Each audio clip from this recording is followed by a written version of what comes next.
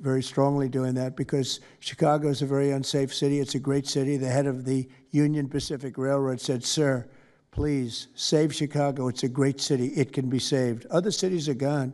I mean, they're lost. They can get better, but they're just really, they've been so decimated. But I'm so proud of what they've done so quickly in D.C. And it's taking place quickly in Memphis, where we were asked to go by the mayor and by the governor. And it's really incredible what we can do and how fast we can do it. Let's go for two more. Would you like to go? And then Katie, you'll go. Okay, please. Yeah, thank you, Mr. President, for having us here. And not to sound like a broken record, but it needs to be said that Antifa is real. Yeah. It's real. It's a threat. I just saw them last weekend over in Portland while they're causing mayhem over there. And the reason why there's such a big problem is because we have Democrats and a lot of people in the mainstream media refusing to acknowledge that they even exist, right? So how can we as a country begin to address it if we have large swaths of these people who are supposedly decision makers and people who are supposed to inform, they don't want to say that it exists. Because the common who are supposed to inform say that it exists. Because the common argument is like, well, they're not a real organization because there's no national leadership, they don't have a national headquarters, so how can law enforcement go after a group that doesn't exist like that? Well, law enforcement goes after criminal groups that organize to rob banks or do smash and grabs. They don't have a registered LLC, they don't have official membership cards, they don't have a business address, but law enforcement still goes after them because they're working as a group. These people don't just show up, randomly at the same time to do the same thing, dressed in a very similar fashion, espousing the same ideology. And they say, well, it's an ideology. It's like, well, yes, it's an ideology because there's people alive, present, that believe in it, and they're acting on it. And so I've been very well aware of what Antifa's been doing. I was very busy during the riots in 2020. That was probably my most exposure to them prior to this year. I've been at the ICE facility at Broadview. I'm originally from the Chicagoland area, unfortunately, but that's where I grew up around. Like I said, I was in Portland. I was covering the riots in Los Angeles as well. And probably one of the most disturbing parts about that is, in addition to Antifa being present, they were tagging the streets with CJNG, which is Cartel Jalisco Nueva Generación, which is a cartel. So you have these people who are working basically in concert with other terrorist groups to say that we're here, we're present, and we're gonna attack federal agents and people who are gonna expose what we do. And so, to be clear, political violence, sustained political violence that we're seeing in this country is not a both sides issue. I was, I was at Charlie Kirk's memorial in Glendale recently. Conservative gathering, totally peaceful. It was the most peaceful gathering that I've been at. Every other time that I've been covering violence in the streets, just this year, just this year, it's always been from left-wing people, radical left-wing people. And it's not even just Antifa anymore. The shooting that happened in, the defensive shooting that happened in the Chicago area, that wasn't someone dressed in black bloc. That was just somebody that had taken upon themselves to go out and try to interfere and ram federal vehicles. So people are becoming more and more radicalized, and it was to be expected, unfortunately. And the reason why we're in this position today is because after I was done covering the riots, I was at the border from the San Diego sector all the way down to the Rio Grande Valley sector, covering the border crisis month after month. And we all knew the solution to that. We all knew why it was happening. It's because, well, it's racist to have a border. It's like, well, actually, it's not, but okay. And so it required you to come back into office and to fix the problem, but it's no longer just a border issue. It's a nationwide issue, and that's one of the reasons why you got elected back into office, because thankfully the American people said we're not going to deal with it anymore. But unfortunately, there's a lot of people, as we've seen, who are willing to take to the streets to do violence. And that's a scary thing, because typically when I was in 2020, I was covering Minneapolis, Los Angeles, Portland, Seattle. I was over in Chaz, and that was to be expected. But now, because the issue of immigration, illegal immigration, is so widespread, riots can happen anywhere. Attacks can happen anywhere. So that's why it was weird kind of going back to my home state to cover this violence. I mean, just after the Dallas shooting, they were chanting outside Broadview, shoot ICE, shoot those, efforts, shoot those efforts. So I'll just leave that. Thank you so much again for having this. This is very dangerous. You know, we don't work for companies that have billions of dollars. You know, we're running and gunning often on our own. We became friends. A lot of us are friends because we would see each other all the time, and we became friends because we wanted to have someone watch our back while we're out there. Because like I said, we're just out there. And but we'll continue to do it because it's an important topic. It's an important issue. The American people deserve to know what's happening in these chaotic situations, and you know, we're more than happy to do it. So thank you, sir. Great job. Thank you very much. Katie, please. Hi, Mr. President. It is an honor being here today, and I first wanted to start by thanking you guys for designating Antifa a terrorist group. It's exactly what this group is. It's a long time coming. I'm an investigative journalist from Seattle. I work for the Post Millennial alongside Andy No and Jack Posobiec.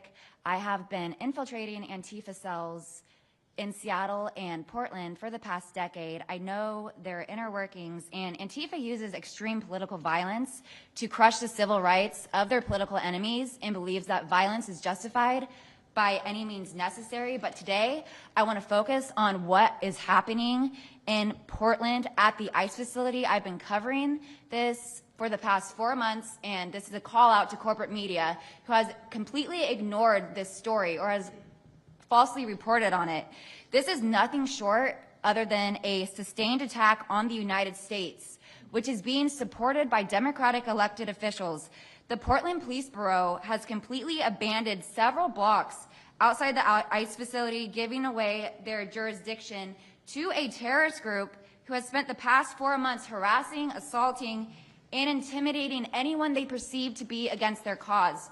Not only have federal agents been relentlessly assaulted for more than 100 consecutive days, black-clad anarchist militants concealing their identities behind black facial coverings have been assaulting reporters just for trying to cover their crimes. Today, I am sitting here with a black eye and a concussion after being violently hit in the face with a metal pole while reporting outside the ICE facility just this past week. After the attack, I immediately went to three Portland police officers who refused to detain the suspect. I took the time to chase down the suspect in the streets, had her held for 35 minutes. I was waiting for Portland police to come, and they never came. Then that's what opened my eyes to what this group is actually doing. I watched 20 Antifa militants help my assault suspect escape into an Antifa safe house that is 1 block away from the ICE facility. And this safe house is where Antifa-affiliated protesters are conducting paramilitary operations. It's where they're arresting, they're showering, they're eating to continue this occupation. I have staked out this safe house and have observed shift changes. This group is highly organized. It is being funded through mutual aid groups, and they have no plans of stopping. Residents living across the ICE facility have been held hostage by Antifa. They're begging for federal intervention. The city refuses to help, and they want you, President Trump, to come in and restore law and order. I want to stress the importance of taking this situation seriously, because when I first started reporting on this occupation, I went undercover in Black Bloc. I talked to these Antifa militants. I lasted for about a month. They believe that ICE agents are the Nazi Gestapo who need to be killed. They told me that directly, and I think that if this situation is not taken as seriously as it is, it's just a matter of time before someone gets killed. And thank you for having me. Thank you, Katie. That's pretty incredible. The only question nobody can answer is why. Why are they doing this? They're like insurrectionists. They're terrible people. But you really wonder why. Why are they doing it? What are they gaining other than they're obviously paid? They're paid a lot of money. Go ahead, please. Mr. President, if I can answer that question, the reason why they're doing it is because the same media that's sitting in this room with us has declared all of us at this table Nazis and fascists, and they've been doing this for years. This is why Antifa feels emboldened to attack us. Now, almost every single person at this table has been threatened with a steel bat. We've been assaulted, we've been harassed, we've been threatened, and that is in huge part due to the media. So my message right now is for you guys. Because 2 years ago, back in 2020, by the way, I was censored for my reporting on Antifa here in Washington, D.C. You were talking about how safe it is. Now, Mr. President, it wasn't so safe back then. Back in 2020, I watched as a father was being mobbed and surrounded by Antifa members as his terrified, crying children looked on and the police here did nothing. I watched as a woman had her hair violently ripped out of her skull simply for waving an American flag on the streets of Washington, D.C. And by the way, if you guys try to go and find any of this footage, you won't find any of it because Twitter deleted all of it because our president shared my reporting and they deleted my entire account immediately after. So now, if you want to know what happened in 2020, all you're going to see is the media headlines that said that it was fiery but mostly peaceful. Thanks for that one, CNN.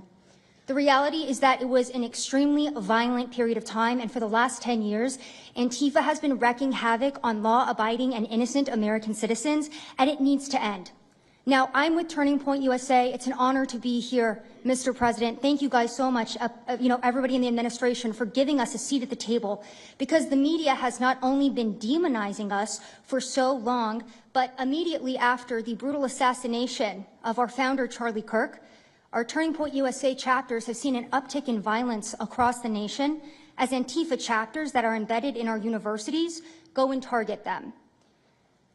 It's been extremely difficult to report on the ground, and for a long time I was afraid to go to Portland because I knew that the only people who would have my back, like Julio said, were one of my friends on the ground because there is no police force there. I was terrified to go because I knew if I got shot or stabbed, and I have been assaulted, I've been mobbed and robbed in Austin, Texas by Antifa, that nobody would come to help me. So my plea to the entire administration, especially to the DOJ, is every single radical left-winger who is in front of the ICE facility in Chicago, in New York, in Portland, please make sure that you use the full force of the law to come after each and every single one of them, because it is us being soft on left-wing violence that has fomented all of the terror that we have seen in this country, and it is the left wing getting away time and time again with assaulting law-abiding American citizens that has led us to this place. So truly, to the Americans that I speak to on the ground, they feel completely abandoned by their state and local government. So please step in. You have Americans begging for the National Guard, and to the media over here, please report on the truth. Please do your jobs.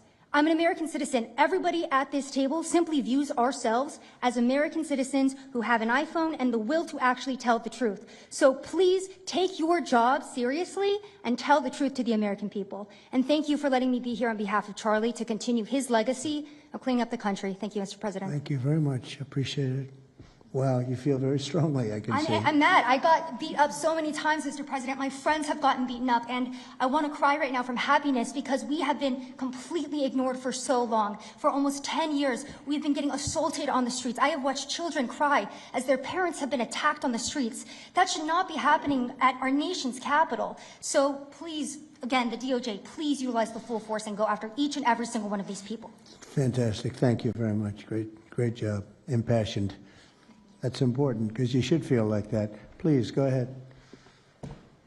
Mr. President, thank you for having us here and bringing together this panel of brave journalists, everybody on this side of the room. And no one can speak to the violence better than these people here. So I think we know that this is not just a story about violence and chaos, as you alluded to, Mr. President. This is a money story. And at the Government Accountability Institute, my colleague and I, Peter Schweitzer and our team, we followed the money, and we followed it to the top of what we call the protest industrial complex, Riot Inc. And we found a network of NGOs. It's not just the Soros network, the Open Society network, it's other funding networks, the Arabella funding network, the Tides funding network, Neville Roy Singham and his network, Foreign Cash. And it's also big left-wing funders. Some of them are not citizens of this country. Mr. Hans-Jörg Wyss of Switzerland. They're pouring money into this entire ecosystem. And so I want to share 3 money facts with you about what we call Riot Inc. Number one, like any corporation, Riot Inc. has many divisions. It doesn't just have the Antifa boots on the ground division. It has PR divisions. It has marketing divisions. It has a very well-funded legal division to get these boots on the ground back on the streets as quickly as possible. But it does have those investors that I mentioned. Number 2, we have identified dozens of radical organizations, not just the decentralized Antifa organizations, but dozens of radical organizations that have received more than $100 million from the Riot Inc. investors. These would be the lawyer groups. These would be the groups that advocate for calling good, honest Americans fascists, etc. And then 3, I think the most shocking thing is that we have found that more than $100 million in U.S. taxpayer funding has flowed into these funding networks, including at least $4 million to these very groups themselves, not just Antifa types, but there was an event in Atlanta called Stop Cop City. Over 60 rioters were charged with domestic terrorism. These groups received money for that from both the billionaire class as well as taxpayer money. So one other thing, this money helps fund the decentralized crowdfunding platforms. These are ways that Antifa, the John Brown Gun Club of Elm Fork, which had links to that attack on the ICE facility, the Socialist Rifle Association, and just because they don't have LLCs or EIN numbers doesn't mean they can't get paid. Some of these funding platforms, crowdfunding platforms, are funded by this network that we call rioting. So, again, I want to thank you for your leadership, for the whole cabinet's leadership on this. We're going to keep following the money and appreciate everything you're doing, sir. Do you know the name of any of the funders? Do you know the names? Because if you do, I'd like you to give them to Cash or Pam. Absolutely. Or Christy. Yeah, we'll do that. As soon as you can. That's all of you.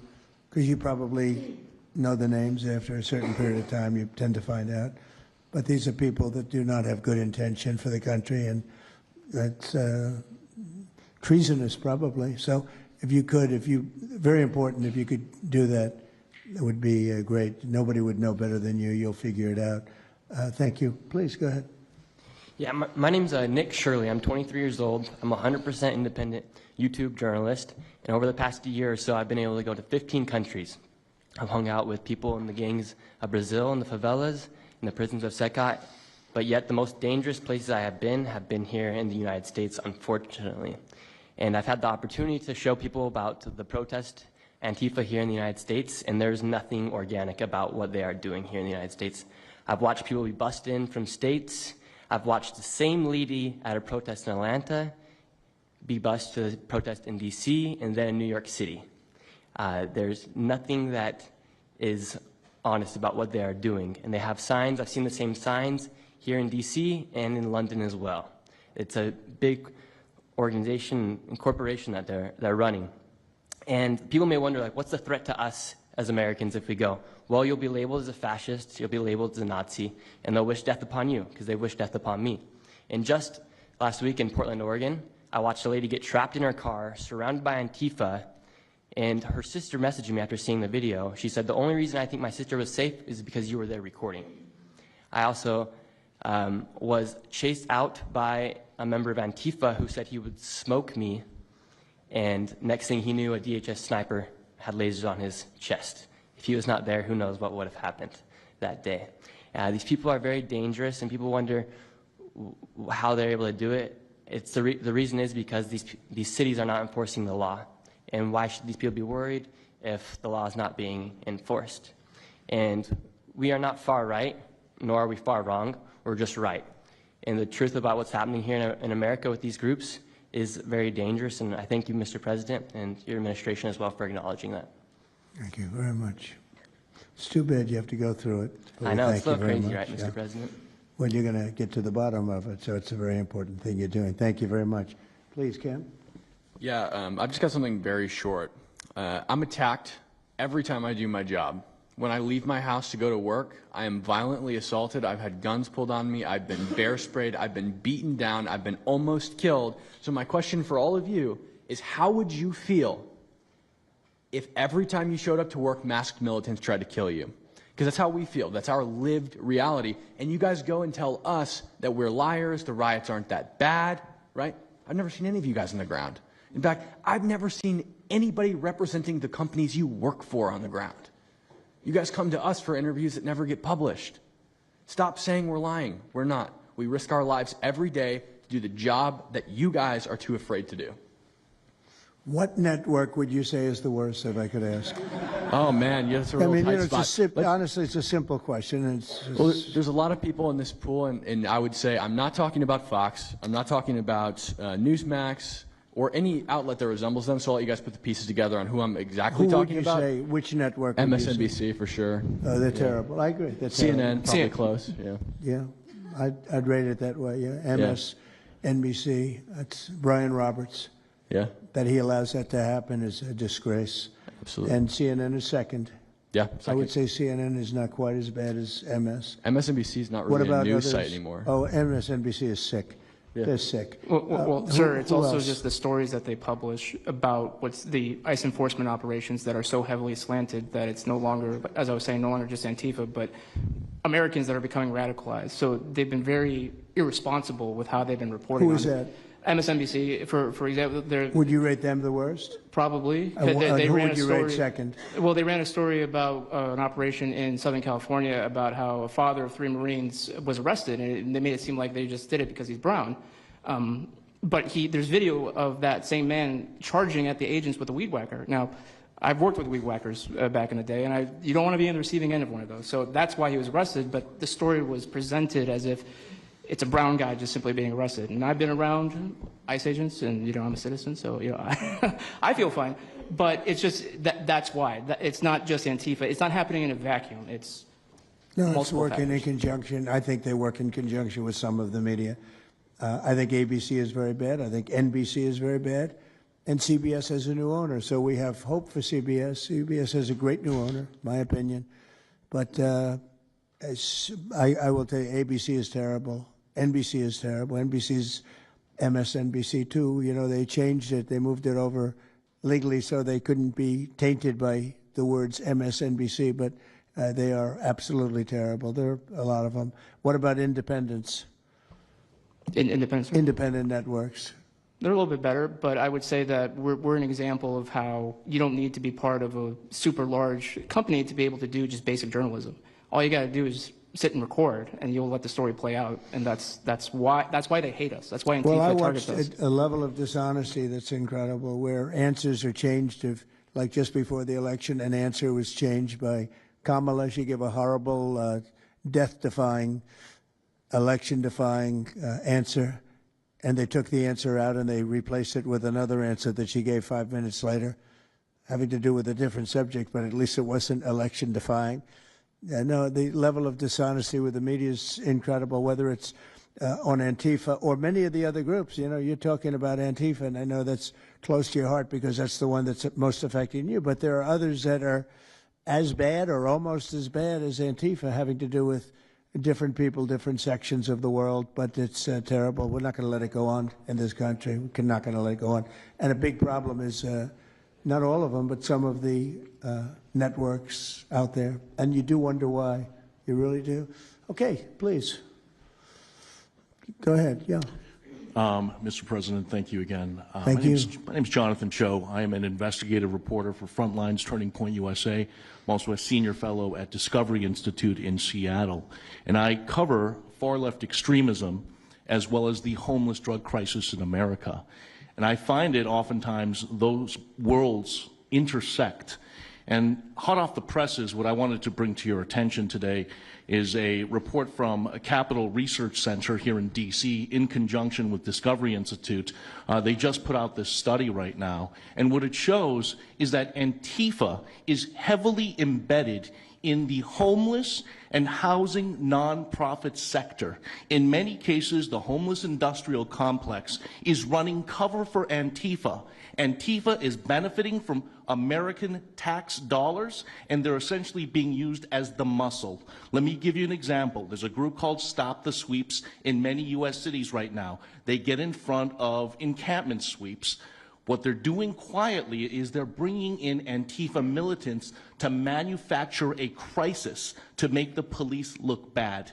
Another group right now that is behind Antifa and working with Antifa very closely, based on the research that we have right now that we're going to give to you and your team, are the Democratic Socialists of America, also known as DSA. Again, these far-left progressive groups tend to be aligning themselves with Antifa.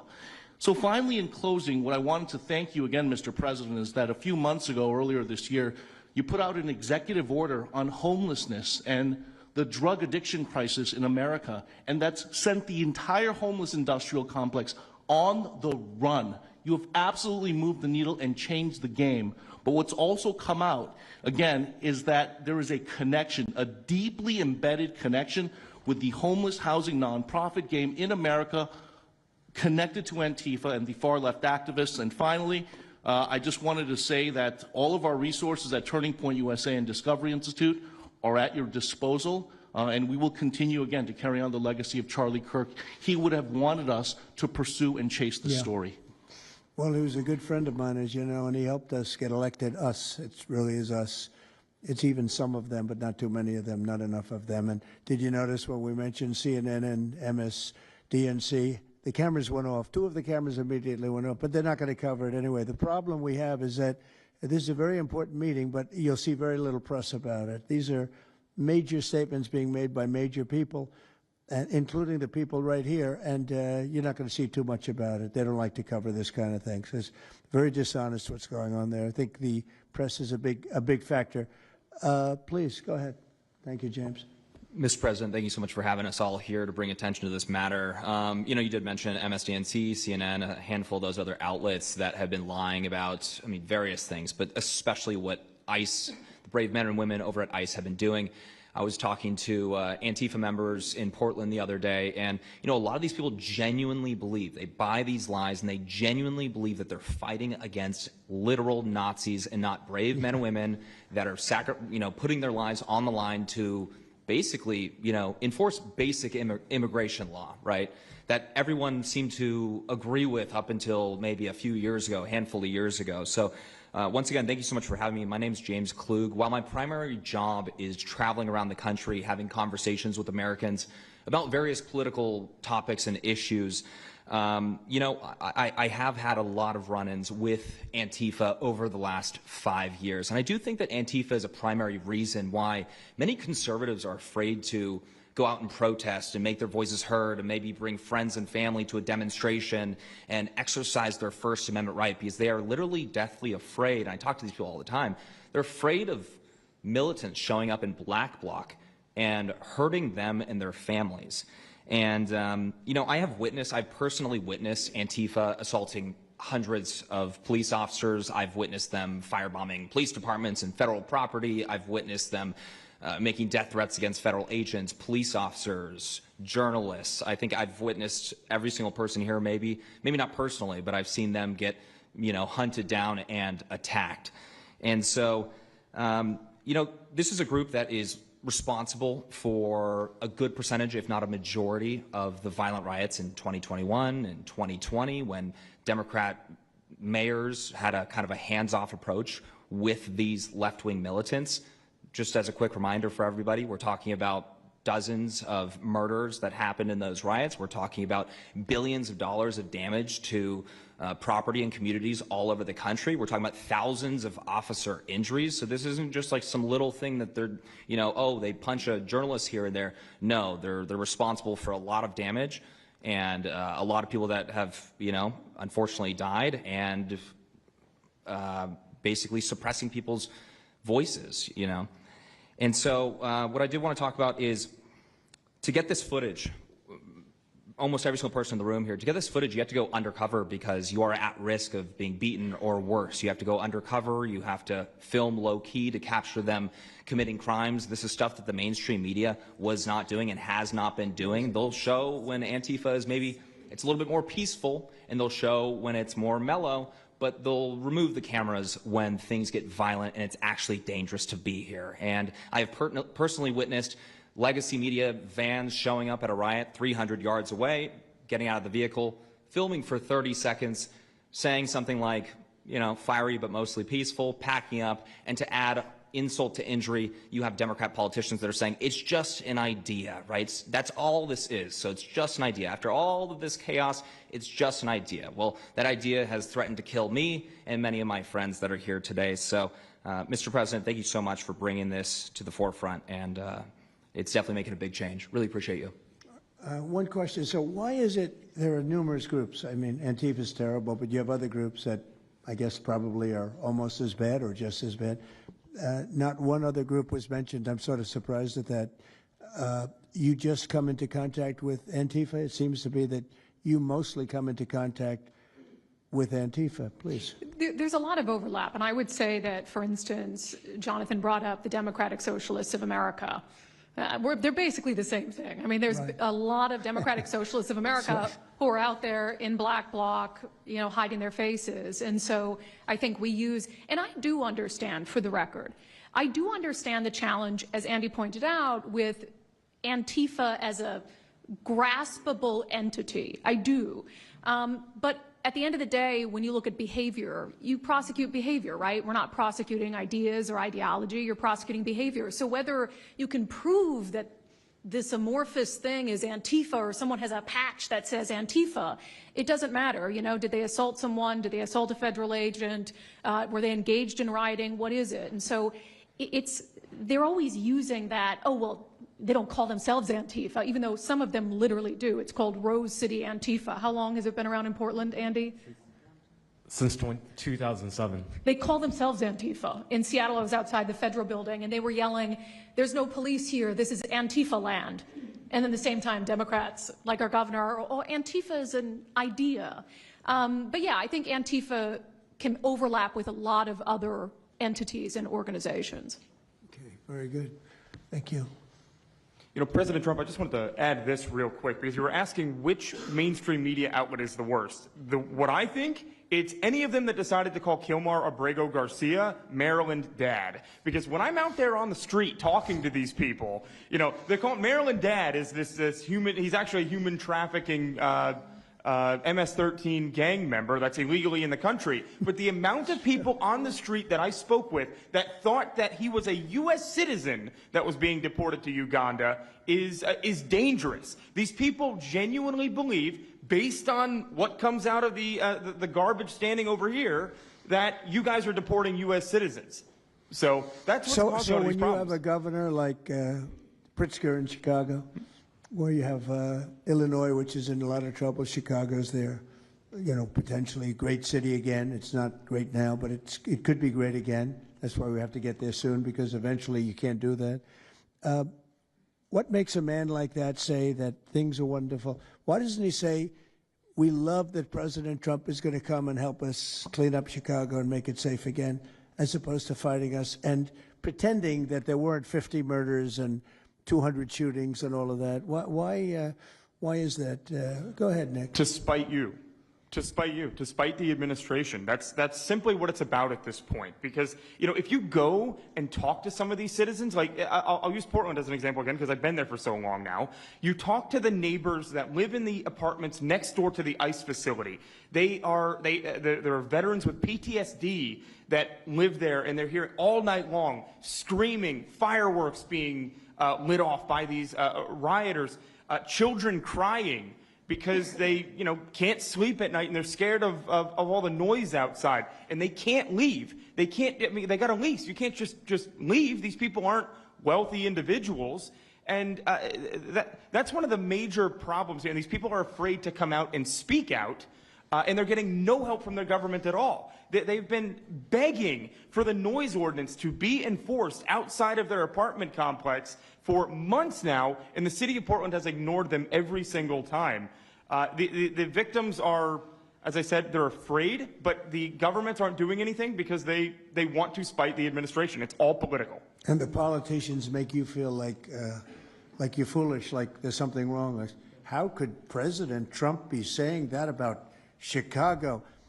And yet, the night before, you see that, 11 people were shot, 5 people died, and you have him talking about like it's a wonderful situation.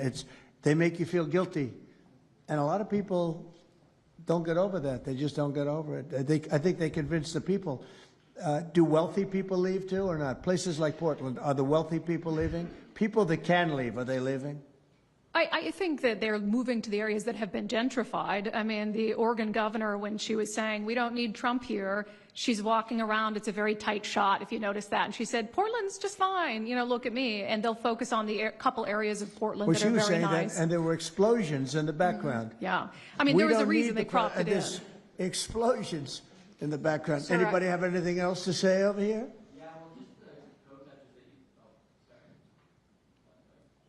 And then we'll should we be taking questions, or is it just a waste of time? Because they can ask questions, but, well, there's Brian, he's good.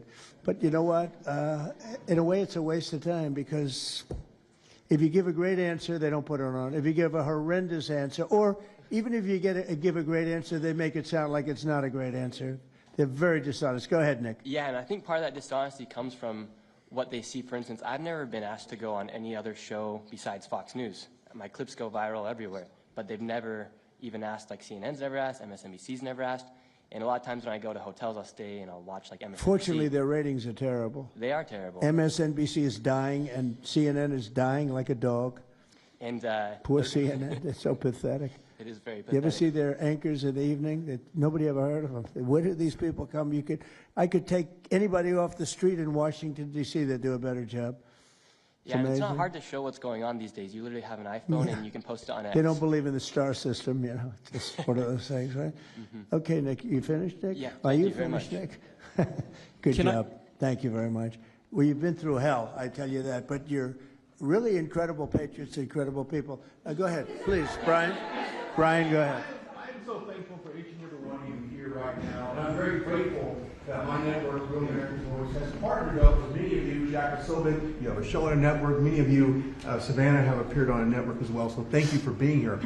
My question is this: in terms of following the money, I would just notify that the city of Austin is cleared to vote tomorrow to basically waive a $120,000 fee so that a No Kings, basically an anti-Trump rally, can occur in their city. They're bypassing the fees, rolling it to the taxpayers.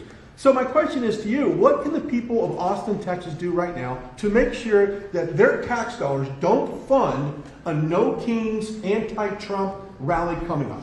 Why don't you just tell me? I would love to do something about that. Bring a lawsuit, do something. You know, the best thing you can do is have honest elections, because the elections are totally rigged in so many of these places. You know, you take a look. The people, they're all loving you. They can't breathe. They love so much, every one of them. You don't see one negative. Then all of a sudden you lose the election by 20 points. The elections are so rigged, and we proved that in 2020 more than any other time. But even the last election, there were areas that I won by much more. We won in a landslide, but I actually won in more of a landslide than we thought. I said, you got to get out, make it too big to rig. And fortunately, the people made it too big to rig. They tried. They tried. But the biggest thing you can do is have honest elections. You know, if you don't have, and you need great media. You need borders. Wait. You need borders. You need honest media. You need honest elections, and you have a great country, and you need all three of them. Yeah, go ahead. Lieutenant had ties to all these radical groups that you talked about inside here. So thank you for removing. I would like you to make a big deal, though, if they're waiving a fee, but I guarantee they wouldn't waive it if it was. It's not Trump. If it were a conservative rally, they wouldn't be waiving it. So maybe you can look into that, Pam. Todd. Mr. President. That sounds like one for Todd, Pam. Go ahead, Todd. Good luck. Yes, proof that ANTIFA actually infiltrated on. Who are you? I am with What network? I'm with Al Arabiya. It's an Arabic network based in Riyadh, in Saudi Arabia. But I am before in Pula today. Mr. President, you said that you might go to the Middle East on Sunday. Do you mean Egypt and Israel? And would you consider going to Gaza to see what things are on the ground? I would. I might do that. I may do that. We haven't decided exactly. I'll be going to Egypt most likely. That's where everybody is gathered right now, and we appreciate that very much. But I'll be making the rounds, as the expression goes. I probably will. Mr. President. Go ahead. Just to clarify, you said you might go to Gaza. You're saying that's Who the you first with? topic. I'm representing the TV pool, but I'm with NBC, sir. That's too bad. Okay. Well, just to clarify, you said you might go to Gaza, and then the second question I had earlier today, you said the mayor of Chicago and the governor of Illinois should be jailed. Have you asked the Justice Department to look at possible charges? No, I've seen the law, and when you have a group of people where the police call off the safety for ICE officials, I've understood that, and I've read it today in numerous journals, that's illegal. What they did is I guess it was ICE, Christie, right? They were under threat, and the police were helping beautifully, and it was fine. And then all of a sudden, a woman was on the line saying, "Everybody, move back, get out, get out." and they were given an order by the second person in the police department, and the governor knew about it, the mayor knew about it. I understand that's a criminal offense. Do you want to comment on that, Christy? Yes, sir, we're seeing that kind of pattern happen with local law enforcement and state law enforcement, not just in Illinois, but also out in Oregon, too. In fact, in Portland, I was there yesterday, but some of the ICE officers were telling me that as they drove by the rioters that were saying, kill ICE agents, Molotov cocktails, melt ICE, that the Portland police were cheering them on and had their fists in the air cheering on the rioters that were threatening their lives. So in Chicago, we had a 10-car caravan trail our ICE officials and pin them down. And those ICE officials, to get out of their vehicles, a woman tried to ram them and run them over, and shots were fired to get them to safety. So it's happening on a regular basis, and any elected official that allows this to happen and gives cover to those kind of individuals who are perpetuating murder should absolutely be prosecuted, in my opinion. Daniel? Thank you, Mr. President. And by the way, we have Marco Rubio. Marco, come on up here, please. He's going to bring a little stability to this group. Come on up. Does everybody know Marco Rubio? Is there anybody that doesn't? Some of the reporters don't. That's why they shouldn't be reporters. Which job is he here for today, Come sir? on up here, Marco. Anything we should know about the Middle East? That's what we're hoping to talk to you about here, Mr. President. He's doing a good job. He was born for this job, I can tell you. Daniel, please. Mr. President, thank you very much. I have two questions for you, if that's okay. Seamus talked a little bit about the money aspect of this. Do you believe if you go after where the money is coming from with Antifa, in regards to Antifa, do you believe that would be similar to cutting the head off the snake, so to speak? And It would help. You know, I don't know that it would be totally complete, but it would certainly, you'd knock out 75%, 80%, 85%. These people, a lot of them don't believe it. You know, when I watch them, I say, I can almost tell a pro by, they're like professionals. That's all they do. And they get paid by somebody. I think it would knock out a lot of it. Yeah, not all of it maybe, but a lot of it. And then a follow-up to that is a lot of the people who we've listened to over the last hour, they've emphasized that Antifa, it's not necessarily this big organized thing. It's a bit ambiguous. It's deorganized. I think that's one of the words that Andy used. What is the challenges of going after a group that makes it intentionally difficult to go after and find? That could be for you, the Attorney General, anyone up there. Well, they're smart people, and they deceive. A lot of them are crooked people. A lot of them have been staying out of trouble their whole lives, and they've been bad from the day they were born, frankly. But these are sick people. Pam, go ahead, please. Well, they're smart, but they're not smart enough. Oh, my microphone's broken. They're smart, but they're not smart enough. They have been covered by these liberal cities for so many years. And that's why we're all working with Treasury, with all these different departments, to find the criminal conspiracy. Okay. I'm just giving. Yeah, I was just given a note by the Secretary of State saying that we're very close to a deal in the Middle East, and they're going to need me pretty quickly. So I will take a couple of more questions. Please. Thank you, sir. I also have two questions for you, if I may. Have you given any more thought to possibly suspending habeas corpus to not only deal with these insurrectionists across the nation, but also to continue rapidly deporting illegal aliens? Yeah, it's suspending who? Habeas corpus. Sir. Oh, I don't know. I'd rather leave that to Christy. What do you think? No, sir, I haven't been a part of any discussions on that. All right, go ahead. In the ceasefire This is CNN speaking, by the way. So, are you this is one of the worst reporters that you'll ever see. I don't even want to take her question. It's a waste of time. Go ahead. How will you decide which workers get back pay and which workers do not? Well, we're going to see. Most of them are going to get back pay, and we're going to try and make sure of that. But some of them are being hurt very badly by the Democrats, and they therefore won't qualify. Go ahead, please. What will the administration do to foreign Antifa organizers and funders who are located overseas? Go ahead. In the yellow, please.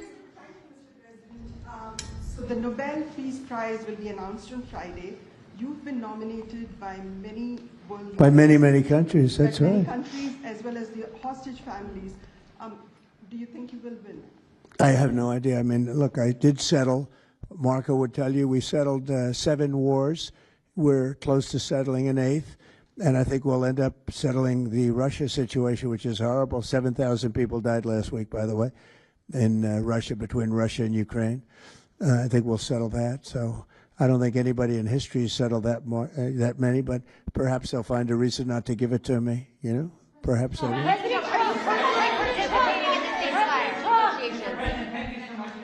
Thank you. Going to the shutdown quickly, what is your position on the extension of health care subsidies, which is what Democrats are asking for? All I want to do is very simple. I want to get the country open, and then we're going to discuss that.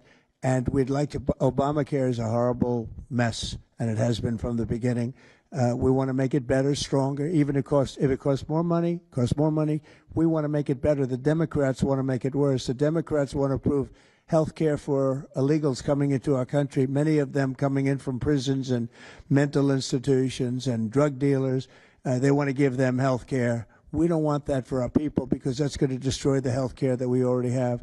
We'd like to make Obamacare better for people, less expensive and better health care. Yes, ma'am. Mr. President.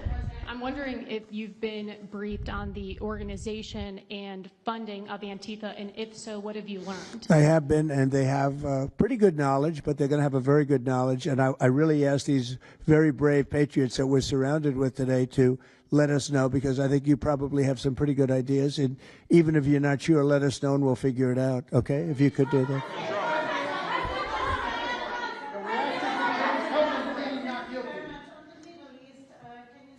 You're from Italy?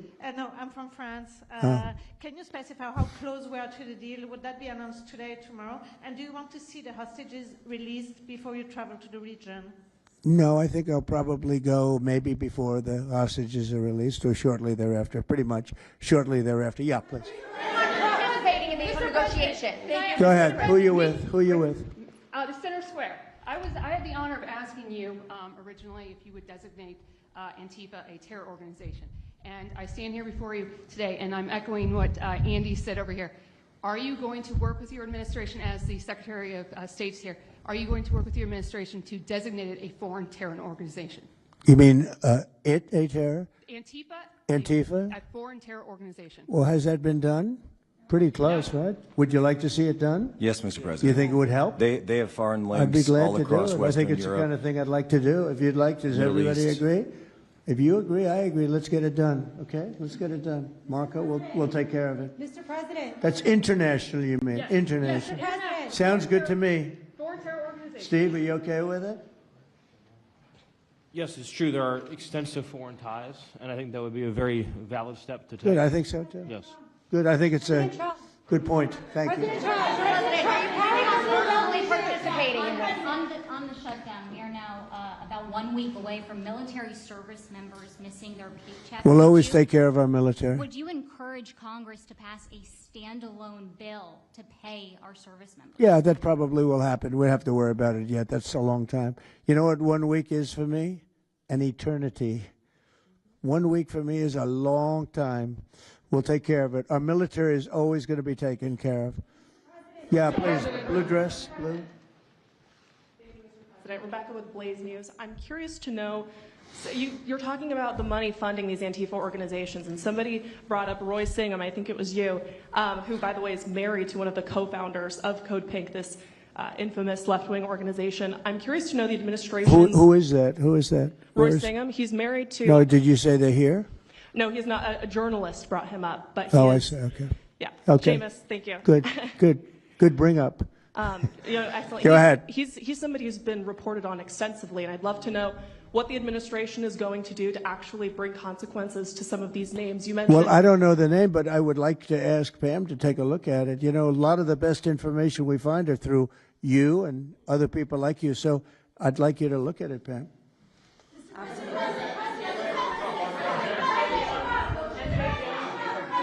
In the back, please. Proof that Antifa did infiltrate on January 6th, dressed up like Trump supporters and incited violence.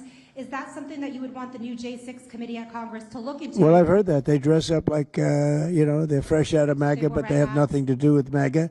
and they make trouble and they try and blame it. And yeah, we know some of that, and we will be acting on some of that. We've seen it. We've seen it. So I think you could stay a little longer, but you know, the problem is, although you have some very honest journalists in here, you also have some largely dishonest journalists like MSDNC and CNN.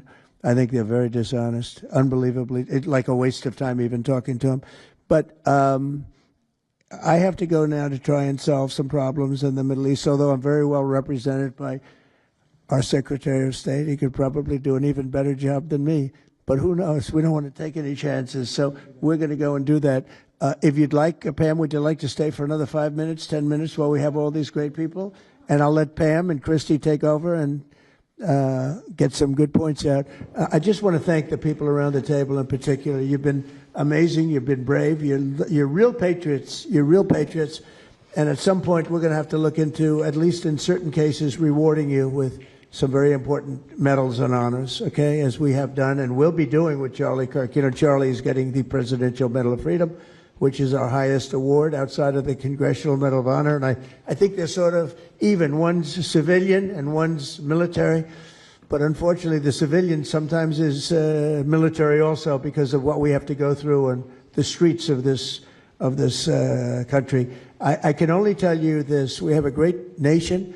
We have a nation that's right now the hottest in the entire world. We're the hottest nation in the world, despite all of the things we've been saying today. But that's going to make your job easier, because nobody's doing better than we are financially. We've never done better. We've had, I think, 58 stock market increases since I've been top, meaning record increases. We have never seen anything like it, and we're going to keep it going. That makes it a little bit easier for what we're doing. I guess maybe it also makes some people crazy because they don't want to see us do well. But we're the hottest nation anywhere in the world, and we were a dead nation 1 year ago. I say it all the time. We were a dead nation. Now we're the hottest nation in the world, and that's said to by every leader. One of the reasons that we have every country already signed up or just about to sign, every country in the world on this whole mess we have going over with Hamas and the Middle East and all of the things you see, is they respect our nation. A year ago, you wouldn't have been able to get it. You certainly couldn't have gotten it with Biden. You didn't know where the hell he was. But a year ago, you wouldn't have been able to have a situation like this. So I just want to thank the people around this table, and certainly the officials around the table, because they've been incredible. They've been brave. And I watched yesterday, Pam, and I watched a little bit. I thought it was so good. I rounded up, and I watched it late in the evening because I thought you were fantastic yesterday. You really, look, you had some wonderful senators, some great politicians asking you very fair questions, and you had some real slime balls. But I thought you were amazing, so thank you very much. And Christy, thanks for the great job. Cash, thanks for the great job. Always my man back down there. He's the silent type, but he's a hell of a lawyer. Thank you all. We're going to get peace in the Middle East. That's what we want to do. Thank you very much, everyone. What specifically makes you so hopeful, Mr. President?